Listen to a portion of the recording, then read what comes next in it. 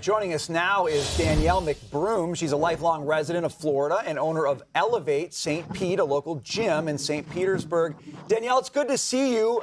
It's a sunny day there. It looks nice, but I know you've been at your home and you were trapped earlier in the day. Are you able to get out? We see the trucks on the roads, but it looks very harrowing right now. Yeah, so one of our trees fell across the road earlier today. We were unable to get out. Thankfully, that has been fixed. And it's always strange, living here my whole life, I know that you have these crazy storms that come through and the weather is the most eerie weather you've ever had. And then almost always the next day is just the most beautiful day ever. The weather's beautiful today, but definitely not what we were going through last night or yesterday. Talk to me about what you're going through in terms of your business. Are you worried about it? I'm not. So I own a gym, right? And so one thing about members of a gym, they have the willpower, they have the desire, and we've built a really great community at Elevate. So we just unfortunately went through this a couple weeks ago with Helene. I could count over 10 members at our gym who've lost everything they had already.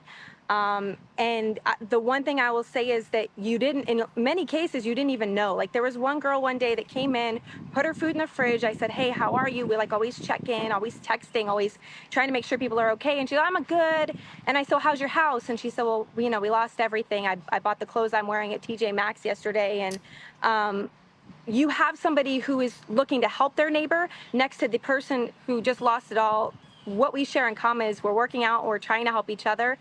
So in terms of our business, we're very resilient, we're very headstrong, and we're very motivated. Wow. So we're going to be okay. Good for you. Danielle, I have this question of many people who live in Florida as the severity of these storms increase year after year. You brace for it during hurricane season. Florida keeps getting hit. You've lived in St. Pete your whole life. Your family has as well. Pardon me. Would you ever consider leaving or relocating? No, I can say honestly, my whole life is here, right? My family, my husband's family, everybody's here. And I know that we have weathered a lot of storms, and I think each one teaches us, and we take different preparations and different precautions every time. And for all that everybody's seeing St. Pete as right now, it's such a beautiful place, such a beautiful community, Tampa Bay, Pinellas Park, it's so beautiful here. So, you understand what you're doing when you move here, when you live here, and I love it. I'm not going anywhere. We hear so much about the resources on the ground, Danielle. You mentioned you had the tree that fell across the road. Somebody cleared that. There's power lines down. There's water. Who are you seeing out in the community that's providing help? Is it FEMA? Is it private organizations? Who is it? I have not seen FEMA.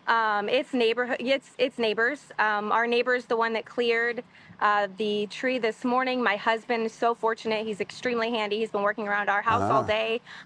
We help each other. That's how we're getting by, and that's how, we've been helping other people. We were so fortunate with Helene, and we were fortunate with this storm. We have 5 very big trees down at our house. Nothing touched our house. So in all, wow. I'm still fortunate. I'm still grateful. I'm still looking to help other people. So that's how I think we're all getting along down here right now, is just helping each other out. Talk to me about some of that help, because I have in-laws down there in the Tampa area, and from what they tell me, there certainly is a difference between hurricane insurance and flood insurance, and they don't overlap. And I'm curious, as you talk to people, have claims been denied because they had flooding, but it's a hurricane claim, or vice versa? How do you navigate that?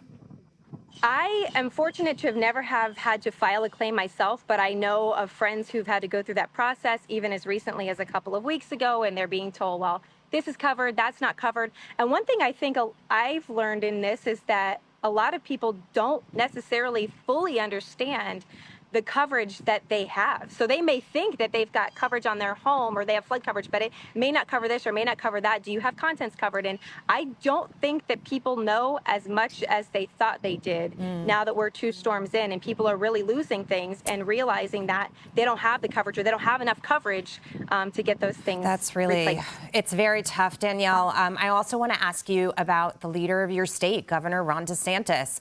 He has been up at the podium. He looked like he was up all night last night. He has allocated resources, gotten emergency responders moving on the ground, trying to restore power. How do you think he's done as a leader?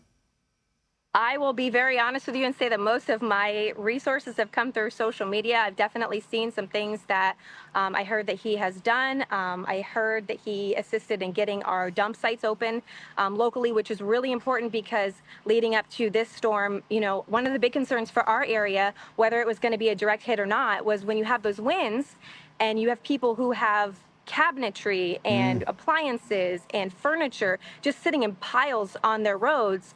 And they were really being kind of strict at first with the guidelines for that. And from what I heard, he helped out with that. So very grateful for that for sure. Danielle, you are tough and have Yeah. an amazing spirit. And it's so good to talk to you today. Thanks for being with us.